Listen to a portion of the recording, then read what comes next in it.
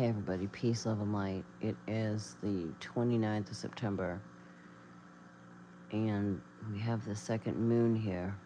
And there's no coincidence. I came across this book I have, and there's just no coincidences. So I'm going to read a little bit of it, and it's about the Anunnaki, clearly of Nibiru, mankind's forgotten creators, enslavers, destroyers, saviors, and hidden architect of the New World Order. Okay, and I got to thinking about this other moon that's here, and it's just totally guided. You know how it works with me.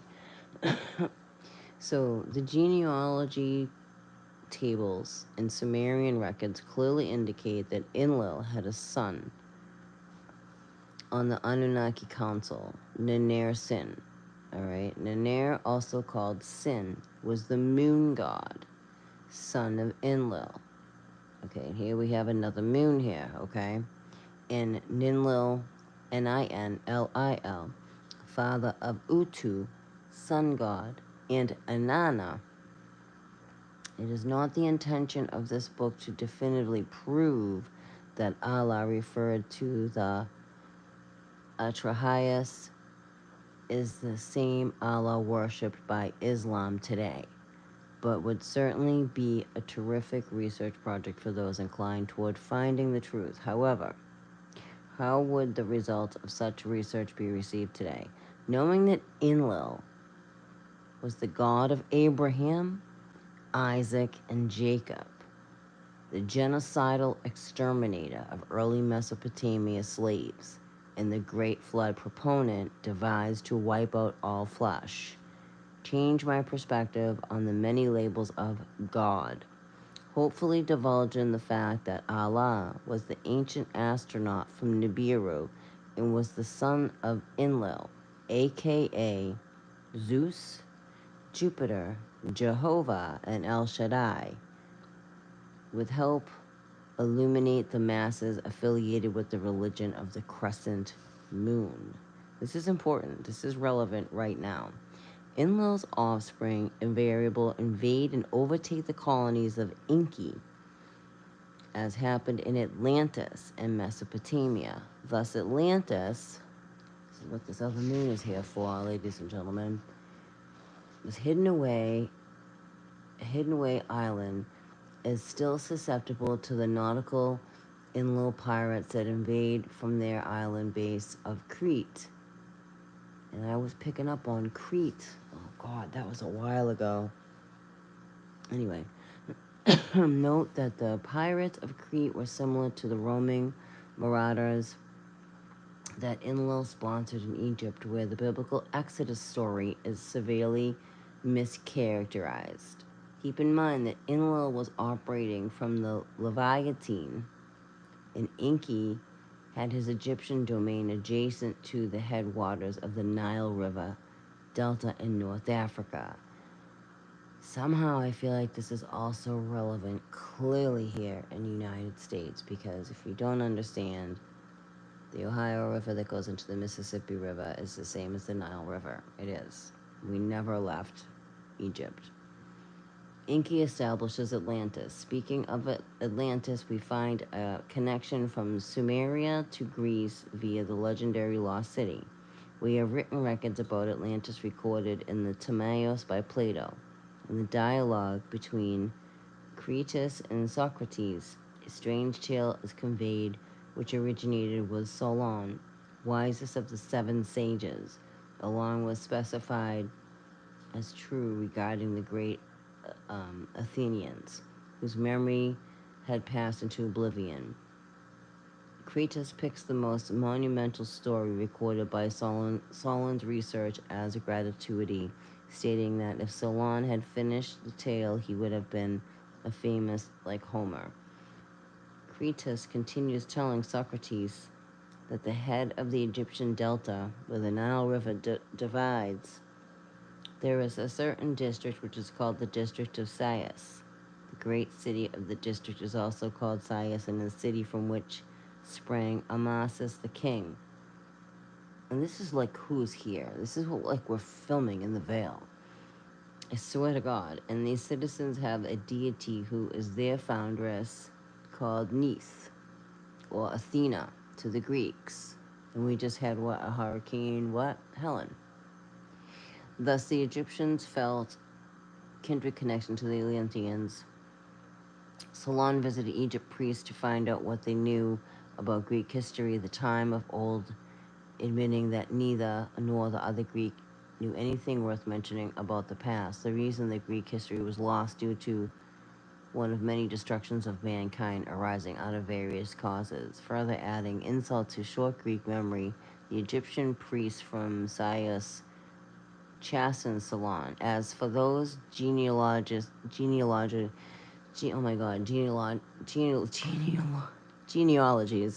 of yours which have recounted to us, Solon, there are no better than the tales of children for the first place, and you remember one deluge only. There were many deluges, where there were 4 with many lesser ones. In the next place, you do not know that there were dwellings in this land of yours, one of the noblest races ever to have lived, of whom your land and your people are only a remnant. There was a time that so long before a great deluge, when the city of Athens was first in war and was, what is this place with this war shit?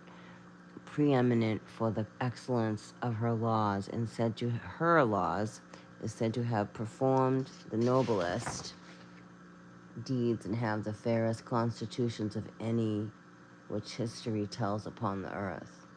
This moon that's here is connected to Enlil, who is Satan, who is the devil. Plato inherited the writings of Socrates, discussing the history of Greece in his unfinished notes. Solon, who was intending to use the tale of his poem involving the meaning of the historic Greek's name provided by the Egyptian priest, detailing his country's noble ancestry. Let's see.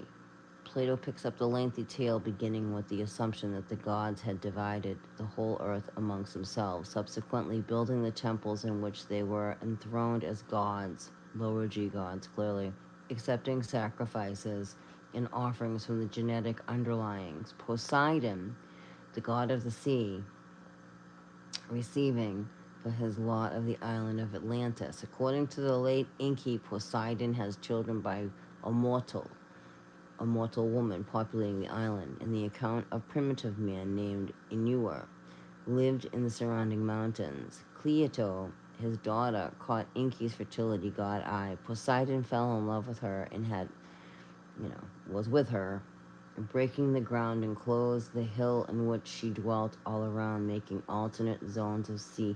This is what Mud Fossil University is talking about. Oh my God, with these caves that are I could use a more medical term.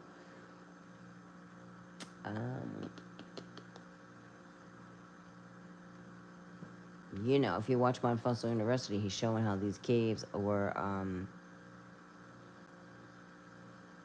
like it was an entrance to the woman's womb, okay? I feel like it's a lot different than what we do today, what they're talking about. Maybe it isn't. So Enki begot and brought up 5 pairs of male children, dividing the island of Atlantis into 10 portions. He gave his firstborn of the eldest pair his mother's dwelling, and surrounded the allotment, which was the largest and best, and made him king over the rest. The others he made princes and gave them rule over many in large territory. He named them all. So basically, what I'm picking up from reading this thus far is this moon that's here. And these people who worship Jehovah, they don't know, oh my God. They don't understand. They really don't. I mean, I did, like, to me personally, like, my soul bumps up against this organized religion stuff. It just is like, nope. Nope, we're here to observe and experience, but we're not supposed to take part in, because this is where it's like an indoctrination. And I have a very dear friend. She just tries to shove Jehovah down my throat, and it's just like I literally have to say something to her sometimes about it, um, because I know she doesn't. I know she feels and she believes she understands, and I honor and respect her as a soul for that. However, I also honor and respect my soul that I understand who Jehovah is, and this is what they're talking about. These organized religions, like it's all dark. It's all dark, and it is. And we're not supposed to. It's taking the knowledge, but you don't make an organized religion out of it. You're not supposed to. These aren't God, Creator God. This is literally Enlil is Lucifer. If you're offended, I'm sorry, but it's the truth. Um, that's who the devil would be, and they're all like honoring the devil and praying to the devil. Talk about such the great deception, and I have a hard time because I know that my friend is so indoctrinated into this that she wouldn't hear me. She would flip it, and that's she has a right to do that. However, my soul bumps up against all this organized religion stuff. It's just because, personally, from what I remember, we're not supposed to engage in this. That's not true Creator God. Once it's been distorted. It's been distorted, altered, and changed, and rewritten by man. Period. End of story. Believe it or don't, it's all good. But there is clearly information and tidbits in Scripture for as a guide of what's going to happen. But they've taken it to a whole other level here of honoring and sacrificing. Do you really think you come from a creator that would sacrifice you? I mean, right there should tell you. You think you would come from a creator that would want Christ pinned to a cross? Like, that should tell you a lot right there as well. It does when you're a kid. It doesn't sit right because you know better. As a kid, you're not tainted. But I just wanted to share this bit because of this moon that's here. This is about Enlil because the reign is over. His reign is over here. And he's the bull, and he's the bull in the constellation where his leg is cut off short because his time is short. It's cut off. And Enki returns. And Enki did say the moon would be changed out. It would be switched out. This is big. This is really big. So I just wanted to share this. I mean, take it or leave it. But I'm sharing it on my platform for those who are interested because there's so much more that we don't know. And I've been talking about this I woke up to this with these king and two sons here. This woke me up at a whole other level in 2020. And I have followed this. And this is where it's brought me. And it's brought me more into understanding that they enslaved us. They distorted us. They distorted and they altered our DNA. They were the ones that pierced Christ for RNA.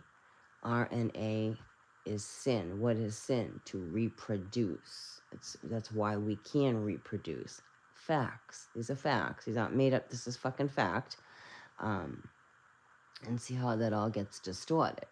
But you all believe what you want, but I'm just sharing this for those who want to know and understand more. So that's why the Gnostics and stuff. Okay, so then it goes into the Zoroaster ideas led from a formal religion bearing his name by about the 6th century BCE, have influenced other later religions, including Judaism, Gnosticism, Christianity, and Islam. And when we read these books, it's like, well, anyway, when I do, it's just like, I don't know what God they're talking about. It's because it's not Creator God. It's a judging, sacrificing, lower G God that is acting as such. And Enlil is like having a fucking temper tantrum of you ought to honor me like God because I am God. And like, no. And this second moon here, I'm telling you, it's a sign of Enlil. And it is. And he's one of the dragons that slithers through the ethers. I saw him.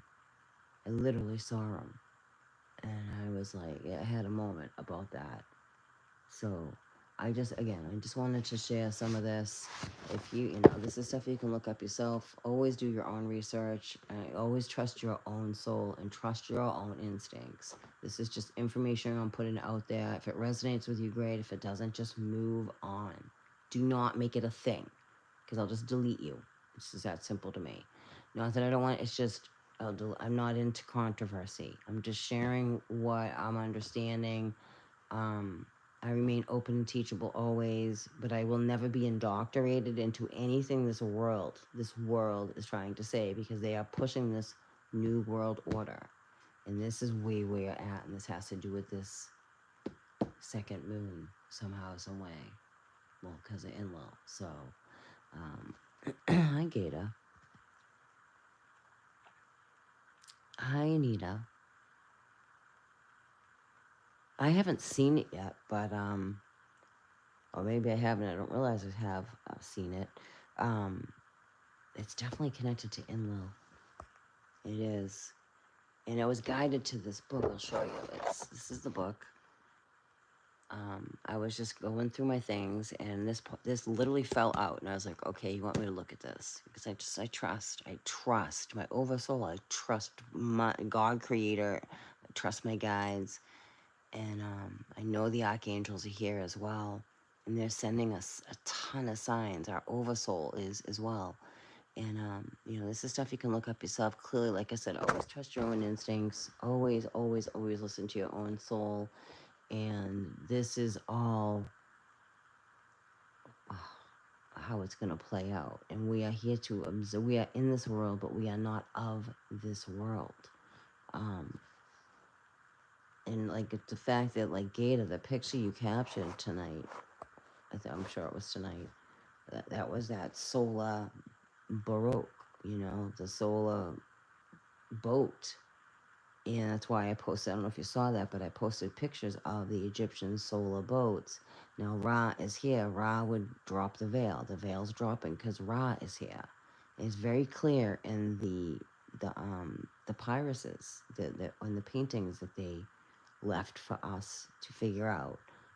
It literally shows the veil, the portal opening, dropping for us to see through it. So Ra is some kind of reveal, some kind of truth.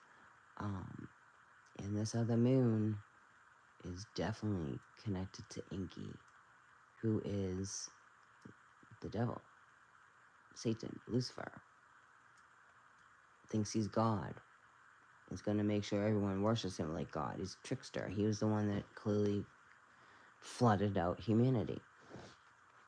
And I was finding out more about even the parting of the Red Sea. That wasn't Creator God. That was another Sumerian, Anunnaki. See how they leave this stuff out. Like most people reading the Bible, the old scriptures and stuff like that, they don't understand. They have no idea who Enlil even is. When I talk to my friend who's a Jehovah's Witness, she has no idea. It's like, to me, and this is just me, like, how are you reading this? And how is your soul not saying, hey, well, what is this God? Who is this? Who is this Jehovah? Jay didn't exist. Who is this?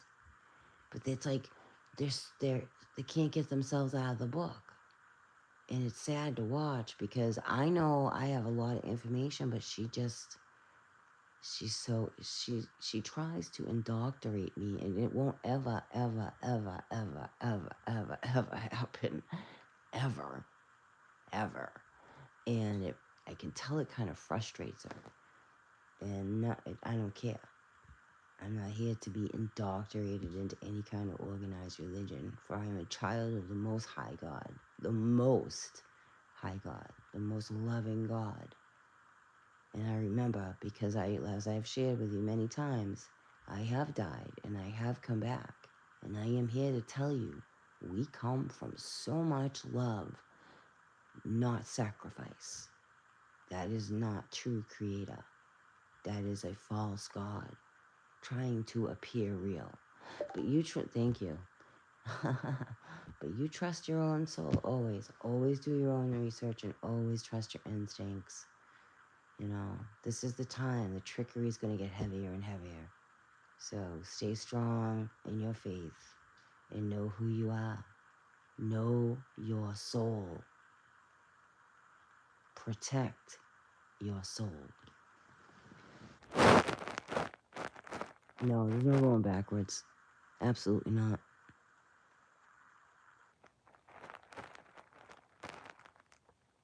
It is the boat. It doesn't look like the boat. It is the boat. Own it, dude. Own it. I mean, you do what you want, but I'm telling you to own it. I'm suggesting you own that shit. It is the boat. It doesn't look like the boat. It is it. Capiche? Capiche. Peace.